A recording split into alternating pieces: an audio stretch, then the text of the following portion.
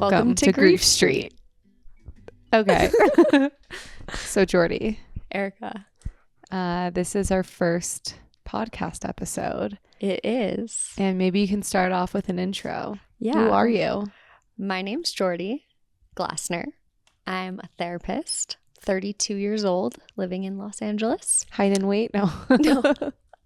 And in August of 2023, I was diagnosed with a terminal brain cancer called glioblastoma. And so in the last 6, 7, 8 months since that, I've been trying to figure out, how do I find meaning? How do I find purpose? And this sort of just like came up organically for us because we, as you'll learn in a second, are both therapists. And so we were like, how can we use our experience, our friendship, and our professional expertise to create a space for people who are going through hard things and maybe don't have a space where they feel heard. Yeah. And my name's Erica Rozmid, 31, Los Angeles. And You're so young. So young. I am a psychologist and I have 2 living children. And before, in my pregnancy, before both of my living children, when I was 4.5 months pregnant, at my anatomy scan, learned that my daughter's brain was not developing properly and went through an insane amount of doctor's visits and appointments and different providers, and ultimately made the decision to end my pregnancy when I was 6 months pregnant, which was the most traumatizing thing I have been through. And I created an Instagram account from that. And fast forwarding 2 years, when Jordy starts making videos on TikTok and Instagram, I was like, wow, this is so different. Terminal brain cancer is so different than losing your baby. And yet there's such an overlap of themes. Mm-hmm. And it wasn't just like us two that noticed that. It was like we've both been contacted by other people who have gone through totally different things but can relate to the feelings and the experience that we've had. Things that you don't want people to say, or things that people say that feel hurtful. Maybe people not showing up in the way that you were expecting and feeling hurt or disappointed by that. Like, I think there's so many universal topics, and I think what we came back to at the very core of it was just grief. Yeah. No one can escape it. No. And everyone experiences it in some way, shape, or form, in relationship, in death, in everything. It's just always there, but I feel like it's sort of like this taboo topic that nobody really wants to touch because it's uncomfortable and they don't know what to say. And so that's when we were like, maybe, like, I've created this space for like glioblastoma online, and Erica's created this space for termination for medical reasons online, where we can like find support and connect people. Why don't we like create a broader space where we can do that for grievers and people who are supporting grievers? Yeah. So that's our why behind the podcast. But I'd like to take everyone back 27 years. It's a long time. And just talk about a brief intro to our friendship. Yeah. My joke is that I used to watch Jordy jump roping outside of her house when we were 3. So technically I've known her since I was 3, but that memory isn't factual. Yeah, I don't think 3-year-olds can jump rope, but I like the idea of how coordinated I am. Yeah. But we did live around maybe 6 houses. 6 houses away, yeah. And our little elementary school was on the end of the street. And so we would all like walk to school. And I never walked. My mom would drive me. Okay, so I walked down to school. The street. So I walked to school, and I remember being in kindergarten, and Erica and I were in the same class. And I think it was around Halloween time. Yeah. Everyone was getting Halloween costumes. Her sister and her had been trying on wigs at like Party City probably. Mm-hmm. And all of a sudden we get a note that Erica needs to immediately report to the nurse's office because her sister has lice and there's a good chance that she could have lice. And we make a joke that like our teacher at the time, I'm sure she wasn't that old, but she seemed 90. Yeah.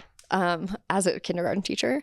And so she like wasn't going to take her. So she was like, oh, Jordy, like you're always late and know where the office is. You can take her. So then she exposed me potentially to lice, and I walked Erica to the the nurse's office. She did in fact have lice. I did. But that was the start of our friendship. That was. We were very there for each other, even in those early moments. I was like, wow, like this girl is so nice. Like I actually remember walking down, which is so wild to think of, that we could have memories that early. It is sort of like crazy. And then, we just like grew up in the same neighborhood. We had almost all of the same friends. Even when we no longer went to school together, we still maintained our friendship. Oh yeah, there was the time that I got into high school and I took the decision letter into the bathroom, and I knew if I got into this high school that Jordy and I would not be going to the same high school. And I was just crying in the bathroom. And my parents heard me crying and they knew that meant I got in. And they were like, yes, she got in. And then we were like, no. And then I ran crying, and Jordy and I met up in the middle of the street just crying and hugging each other. And we thought it was like the end. I know. I don't know what we were thinking. But you know what? That's when you realize like how strong a friendship is. When you don't see each other every day and it's not like a part of your routine, you have to like make time for it. Yeah. And I feel like that's one of the things that we've been so good at in our friendship. Like even when Erica she lived up north for a while. She lived in Colorado for 4 years for college. She lived in New York. And like we've always maintained such a close friendship no matter where we are, like geographically. And I feel like we learned that at a young age. Like if you want to maintain a friendship, you have to prioritize it. Yeah, I was actually thinking, I don't know if in the past 10 years there's ever been a day where we haven't talked. I don't think so. I was looking through text messages the other day and we were on, me and Hank were looking through Facebook stuff. And I basically said, you don't have to call me every day, but I'd love for you to call me every other day. And you were literally like studying abroad in England. And I'm like, that's a lot for me to ask. But it wasn't. But it wasn't. You probably still called every day. But yeah, we've just had this like really strong friendship. And I think not only is it like beautiful and so fun to have like been there through all the like celebratory things like getting engaged and getting married and starting our families and like having our kids grow up together, but also in those really hard, dark moments, like when Erica lost her first daughter, Shayla, like I just remember feeling like I don't know how to be there for you, but like I'm just going to keep showing up. Yeah. And like hope that it feels good. Right. Well, and I didn't even know what I needed or wanted. And it was just like, nope, that didn't feel good. Okay, yep, that felt nice. And it was weird because I didn't even know what I needed. And yet I felt like you showed up in a way that matched what I needed. Yeah. And I feel like I was just thinking if I was going through a hard time, I would just want to know that someone was thinking about me. Yeah. And thinking about what I was going through, even if that person wasn't up for company. Whatever, right. And so I feel like it's been the same thing. Erica's kind of like been able to get my back now, going through this cancer diagnosis and just really like showing up in all the ways. And like sometimes even being ahead of me and knowing what I maybe need or want or don't want. And just like really being there wholeheartedly. And I'm so grateful for that. And I think that it is rare. And we want it to not be rare. Yeah. And so that's sort of our why of why we started this podcast. Yeah. And one other thing is that when we were 10, we thought maybe we would be bakers. Oh, yeah. And then we became interested in psychology. Well, actually, I would like to go back to baking. I'm sorry. Let's go back to the baking. I can't bake. Right. I'm a pretty good baker. But you can. Yeah. So I could have carried us. You could have carried us. And I'm just always your sous chef. Yes. So I could just... But a sous chef is an important role. It is. And I feel like I'm your sous chef in other things. Sure. Yeah. But the bakery idea never panned out. No. We didn't follow that through. But then when we both became interested in psychology, we were like, oh, like maybe we'll start a practice together. But then Erica wanted to work with kids and I didn't really want to work with kids. And so we sort of went down these different paths. And now I think we're both feeling like time is fleeting, life is short. We should do the things that we want to do. Spend time and with I'd like the to people hang that you out love. with you. Yeah, we want to hang out and also make a difference right. and have it feel meaningful. And so that's really like what kind of led us here. Yeah, I agree. Yeah. So I have a question for you.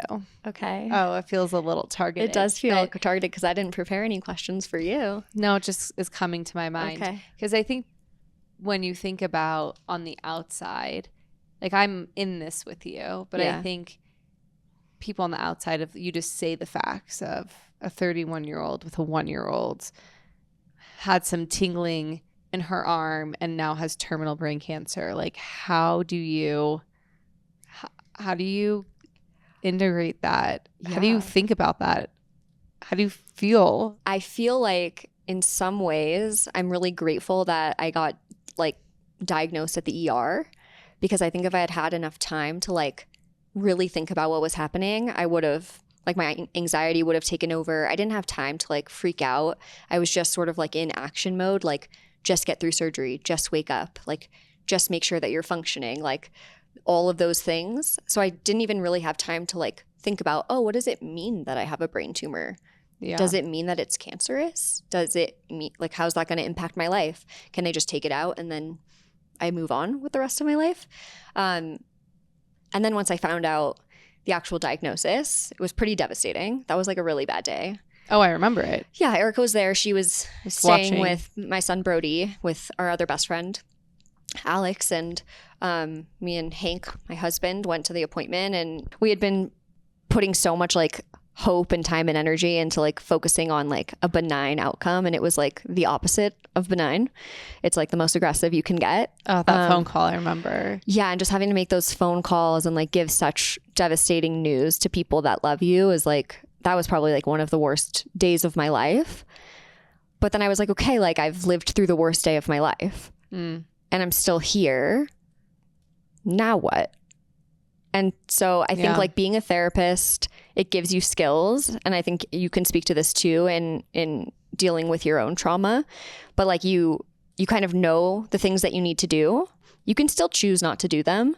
Right. But you have like I had a really good foundation to start with. I had a good support system. I was already in therapy, and I like am a therapist myself. So I know a lot of skills that can like help reduce anxiety and all of those things. So I feel like in that sense, I was in a good place, but like nothing can prepare you for this. Right.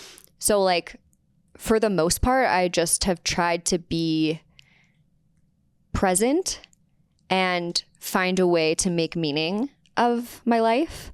Which I think people find so inspiring, and why people are, because I think a lot of people, I mean, you would never know how you would react, but I think just the idea of getting to that place of making meaning is not really accessible for so many.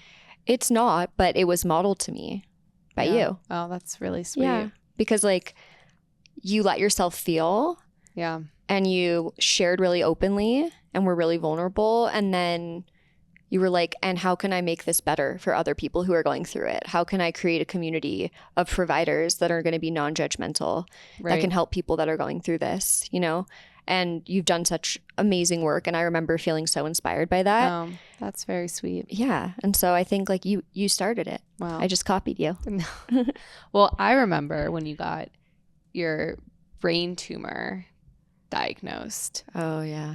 And I was tracking your location, which maybe people who are listening to this are like, this feels like a really weird relationship. But we track each other. We do. I mean, on Find My iPhone. Yeah. Not like I don't have a tracker embedded in your arm. No.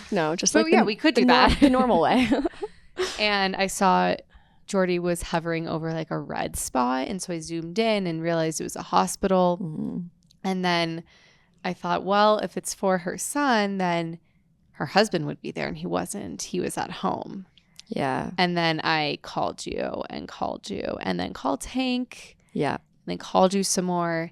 And I remember you were giving me very little information. Yeah. And I woke up every single hour that night and checked my phone. And then you like finally told me. Yeah. That was so terrible. It was horrible. It was so horrible.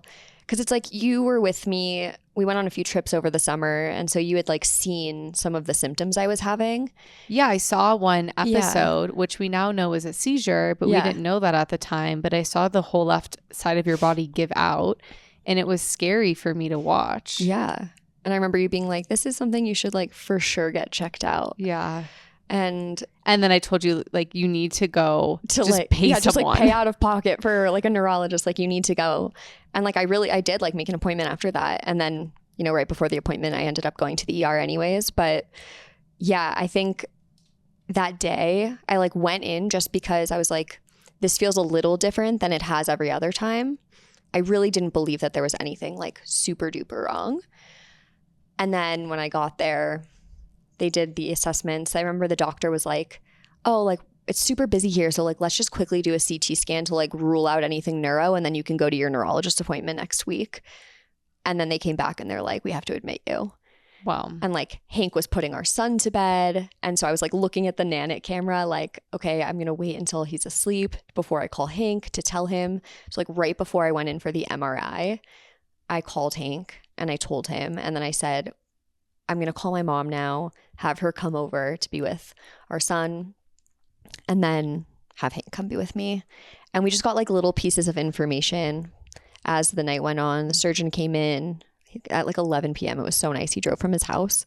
And yeah, and he didn't give a lot of information. And I think they knew like that it was bad. I think now we know. Now we know that they knew, but I think I'm grateful they didn't say it because it wouldn't have changed anything. It wouldn't have changed anything. And I don't know what I would have done with that information. I felt like hopeful going into the surgery, not knowing what it was going to be. And I think if I had known that I had a terminal brain cancer diagnosis, it would have been really scary to go into surgery and wake up with that information. So I was like, even though waiting to find out was hard, I feel like I was grateful that they didn't tell me in that moment. So that's why, yes, Erica called me and I knew she had seen where I was. And then she texted me and she was like, I see you're at the hospital, like just checking in. And I'm like, I don't even know where to begin. I'm like, and so then, yeah, I texted you and I was like, yeah, so I have a mass on my brain and I don't know exactly what it means. There's some swelling, which I knew wasn't good. And right. And we did a lot of Googling. We did a lot of Googling that initially. And then I stopped Googling. Yeah. And we can get into that at another point in time. But yeah, just a lot of information gathering in that. And I know, I remember when you woke up from surgery, the first thing you asked was, I can't remember the exact question, but it was around, was it this type of tumor? Oh, because it's the benign one. Yes. Yeah. And they said no. Yeah. Basically, they were like wanting to see, did it come from the brain or was it just like on top of the brain? If it had been on top of the brain, prognosis is a lot better. If it wasn't, prognosis is typically worse.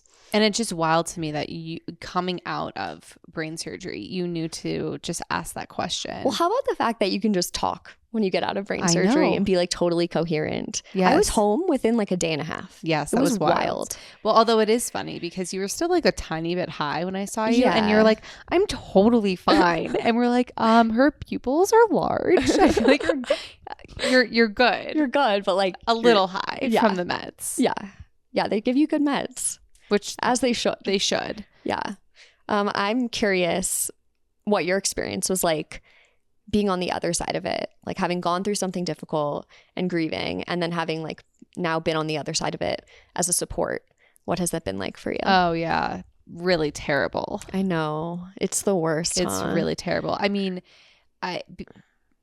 it's a very different type of experience going through what I went through with Shayla and then in this position, which I'll get to with Shayla later. But here, sometimes I question of like, is life too good to be true to find your best friend? I know. That's where my mind goes. And then that's literally what she said to me in the hospital. She's like, is this happening because like our friendship is just too good?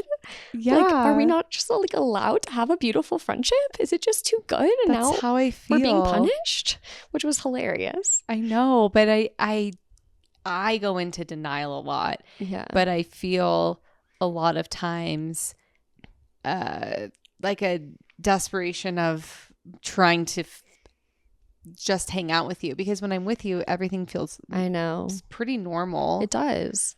Except when Saggy, her device. I'm wearing it, but it's hiding.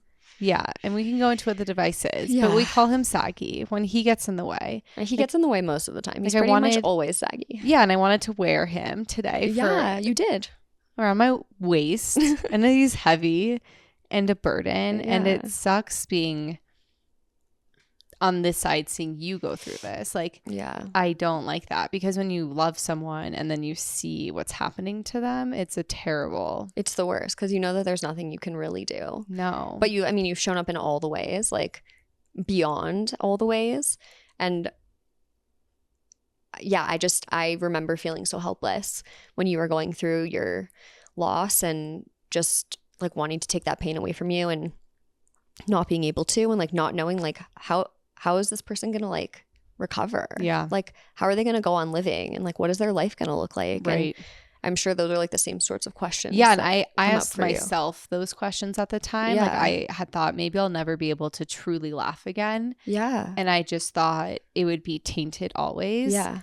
And thankfully that's not the case. I've been able to feel a lot of joy. Yeah. And then on my position, it's different because there's so much uncertainty. So much.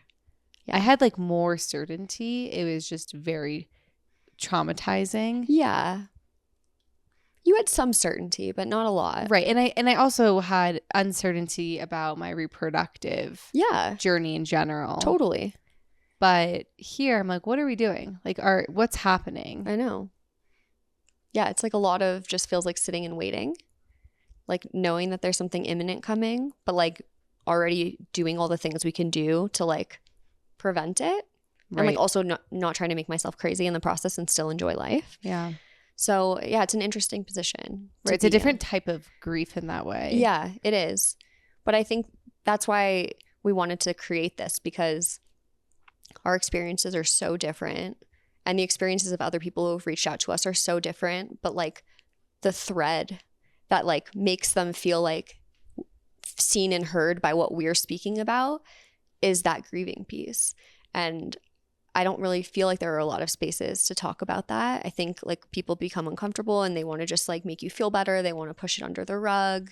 Yeah. They don't want to bring it up because you might remind them. Right. There's like so many reasons why, and most of them are well-intentioned. But I think our hope for this space is to not only share our own stories and how we're navigating past and current grief, but also bring in, people and have them share their stories about what their grief journey has looked like, and bring in experts in the field in different areas, other, therapists and psychologists and, founders of research organizations, doctors, things like that, who can really speak to the way that grief shows up in those fields. Right. Because I do think society tells us you grieve and then you move on. Right. And I always thought that too, when people who weren't so close to us have died, that, okay, you move on. Mm-hmm. And then what we find is that people are just grieving in silence. Yeah. Like their whole life is forever changed. And even though people have maybe died 30 years ago, you're still forever grieving. Yep. So, it may look different and present differently, but it changes like the makeup of who you are. Yeah. And so we want like to honor that. Yeah. And smash those societal beliefs. Definitely. So, well, I hope people got to know us a little bit more. Yeah. And I hope you tune in to our next episode. Tune in. Yeah. We're going to have a guest on for our next episode. So that'll be fun. Yeah. We have many guests lined up and we're very excited. And if anyone ever watching this is interested, has a story to tell. Yeah. Or knows someone who they think would be like a really great person to share their story. That's really what we're looking to do here, is to just bring awareness to this kind of lonely space. Yeah. All right. Thanks. I love you. I love you. Bye. Bye. If you listened to the first episode, you would know why we decided to come back and film a part 2. We didn't really get that vulnerable. We didn't really go into the nitty-gritty hard stuff. So I'm going to share something with you that I've never shared. Oh my God. I feel so nervous. I know. I know I'm going to cry. I'm terrified to lose you. Thanks so much for listening to Grief Street. We put out new episodes every Monday. If you'd like to support us, give us a follow on Instagram and TikTok. Also, subscribe to our YouTube channel to find the video version of our episodes. Please subscribe wherever you listen to your podcasts and give us a 5-star review. We would love to hear from you and get some feedback. If you'd like to contact us, please email griefstreetpodcast@gmail.com or leave us a voicemail at 508-474-3378. That's 508-GRIEFST. Our theme song is Hepcat Jive, courtesy of purpleplanet.com. We'll see you next time.